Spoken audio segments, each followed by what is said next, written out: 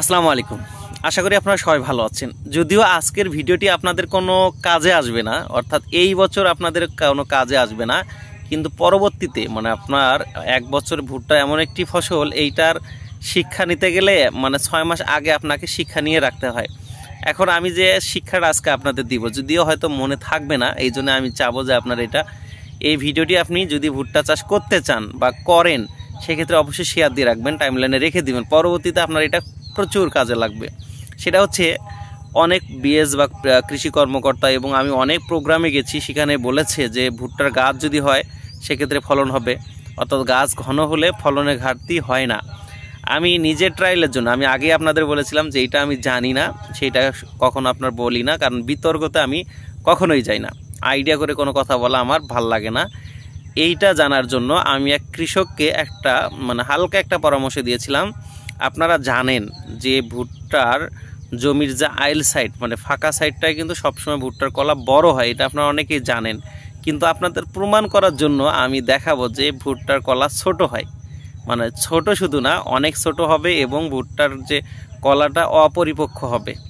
মানে আপনার মানুষের বাচ্চা বা গরুর বাচ্চা বা বকনা বা ছাগলের বাচ্চা যেমন আপনার মানে সময় মতো না হলে যেমন হয়, মানে অপরিপক্ক হয়, ঠিক ভুট্টার ক্ষেত্রেও কিন্তু তাই হয়। এইটার মূল কারণ হচ্ছে ঘনত্ব করা, মানে অতিরিক্ত ঘন করে বপন করার কারণে এইটা হয়। আর এইটা যদি আমরা এখন মনে করি যে 3টা গাছের ফলন কি আর 2 গাছে বা 1 গাছে দেবে, এইটা চিন্তা করে অনেকেই আমরা ঘন করে লাগাই। আজকে আমি আপনাদের হাতে নাতে দেখাবো যে আসলে 1 গাছের ফলন বেশি নাকি আপনার 2 গাছের ফলন বেশি বা 3 গাছের ফলন বেশি। আমি নিজেই কৃষককে যেহেতু এটা টিপস দিয়েছিলাম, এইটা আগে আপনাদের আমি দেখাতে পারিনি কি জন্য, কারণ হচ্ছে এটার ফলন আসতে যেহেতু একটু সময় লাগে, আমি নিজেও বিষয়টা আগে জানার জন্য একটু সময় নিয়েছিলাম। হয়তোবা দুঃখিত যে এই বছর হয়তোবা আপনাদের কাজে লাগতেছে না, ইনশাআল্লাহ পরবর্তীতে আপনার এটা কাজে লাগবে, এটা আপনার মনে রাখবেন। আমি আপনাদের যে জিনিসটা দেখাবো, একখানে আমি 6টা গাছ লাগিয়েছিলাম। এইটা হচ্ছে একক গাছ, মানে আপনার সঠিক মাত্রায়, মানে আপনার যে এই মানে যেটা মাপ আর কি, এইখানে একটা গাছ, ওই পাশে দেখতে পাচ্ছেন ওইখানে আরেকটা, মানে মোটামুটি পরিমাপ ঠিক আছে। এইটার সাথে আপনার গাছ থেকে গাছের দূরত্ব এবং সারি থেকে সারির দূরত্ব দুইটাই ঠিক আছে। এখন আমি যদি এটার কলা দেখাই তাহলে আপনারা বুঝতে পারবেন, যদিও এইটা পাখি খাইছে, আপনারা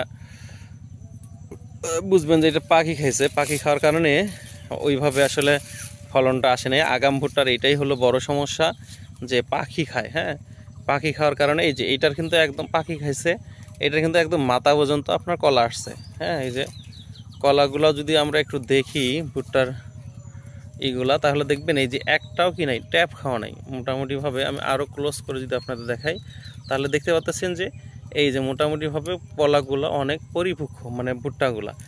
এখন এইটার সাথে আমি যদি এটার গাছটাও কিন্তু মোটামুটিভাবে মোটা আছে। হ্যাঁ, এই যে এইটা হচ্ছে মোটা, কলা আসার সময় একটু গাছ চেকনি থাকে। এইখানে যদি আমি আরেকটা সাথে, হ্যাঁ, এই যে এখানে দেখাই, তাহলে যে 1টা 2টা 3টা 4টা 5টা 6টা, এখন এই যে 6টা গাছ মিলে আপনি যদি এখন এই কলার সমান করতে যান, মানে তাহলে বুঝতে পারবেন যে আসলে কি মানে এই যে এইটার কলা আমি দেখাই যদি, হ্যাঁ, এই যে এইটার কলা হচ্ছে এই যে এইখানে অনেক গ্যাপ, যদিও কলা আছে এইখানে গ্যাপ, তার মানে এতটুকু পর্যন্ত কিন্তু আপনার ভুট্টা টিকবে না, অর্থাৎ এগুলো নষ্ট হয়ে যাবে। আর যদিও ভুট্টা আছে, এগুলো ট্যাপ খাওয়া। এইটা একটা কলা, তাহলে এইটা আমরা বাদ দিলাম, এইটাও সেম। এখন এইটা যদি দেখাই, এই যে এইখান থেকে দেখেন এই যে ভুট্টা নাই, আর যদিও 2-1টা আছে, এগুলো দেখেন এগুলো কিন্তু পাখি খায় নেই, এটা একদম নাই। তাহলে 2টা কলা, এই যে এইটার কলাও যদি আমি দেখাই, এই যে দেখেন সবগুলা ট্যাপ খাওয়া, মানে ওজন হবে না, মানে চিটা হবে। আর ভুট্টার কালারটাও ডিসকালার, বোঝাই যাচ্ছে যে নষ্ট হয়ে যাবে। এই যে কিছু ভুট্টা নিচেরগুলো হয়তো টিকবে, কিন্তু উপরের ভুট্টাগুলো সব এগুলো চিটা হবে, মানে আপনারা জানেন। এখন এই যে আমরা ভুলটা করলাম এইখানে আপনার অতিরিক্ত লোভের কারণে, যদি এটা ট্রায়ালমূলক আমি প্রয়োগ করেছি যে এটা আসলে জানার জন্য, এইখানে কিন্তু 5-6টা গাছ মিলে যে ফলন আসবে, এইটার যদি আপনি কলাটা দেখেন শুরু থেকে, হ্যাঁ, এই যে এইখান থেকে যদি দেখেন, তাহলে এটা কিন্তু মোটামুটি প্রায় সেম আসবে। তাহলে আপনার একটা গাছ দিয়ে যদি আমার 6টা গাছের ফলন আসে, তাহলে আমি কেন এইটা করব? এখন হয়তো বা একটু বেশি হতে পারে, 19 থেকে 20 হতে পারে, কিন্তু এইটা রিস্ক কি জানেন? এইটা রিস্ক, এই গাছে যদি রিস্কগুলো দেখেন আপনি, এই যে এখানে এই যে গাছটা দেখছেন কত চিকন, কত চিকন, এইটা যে কোনো মুহূর্তে আপনারা এই সামান্য ঝড়ে যে গাছগুলো পড়ে যায়, ভুট্টার গাছ যে সামান্য ঝড়ে পড়ে যায়, তার মূল কারণ হচ্ছে এই যে ঘন করে ভুট্টা বপন করা। এই যে এইখানে আমি যদিও পরীক্ষামূলক দিয়েছি, এইখানে যেমন তেমন একটা ঝড় আসলে এই গাছগুলো পড়ে যাবে, আর এইটা কিন্তু সহজে এটা পড়ে যাবে না, স্ট্রং হবে। তাহলে আমরা ফলনও ভালো আসলো, আবার দেখা যাচ্ছে সারের পরিমাণও কম লাগলো, আবার দেখা যাচ্ছে যে আমি যখন বিক্রি করতে যাব এইটার চেয়ে কিন্তু আমি এইটায় বিক্রি করে মনে 20-30 টাকা বা 50 টাকা 100 টাকা বেশি পাবো। আবার যদি আমি এটি শুকিয়ে রাখি সেক্ষেত্রে আমার এইটা কিন্তু বেশি দিন ঘরে রাখা যাবে না, আর এটা আমি ইচ্ছা করলে অনেক দিন রাখতে পারবো।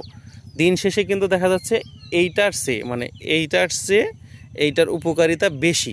সেক্ষেত্রে আমরা অবশ্যই ভুট্টা যখন বপন করব চিন্তা করব যে সঠিক দূরত্ব বজায় রেখে ভুট্টা চাষ করা। যেমন আমি সবসময় বলে থাকি, গাছ থেকে গাছের দূরত্ব হচ্ছে আপনার 11 থেকে 12 ইঞ্চি এবং সারি থেকে সারি দূরত্ব হচ্ছে 22 থেকে 24 ইঞ্চি, এর বাহিরে এটা কখনোই করা যাবে না। আশা করি আপনারা বুঝতে পেরেছেন। ধন্যবাদ সবাইকে।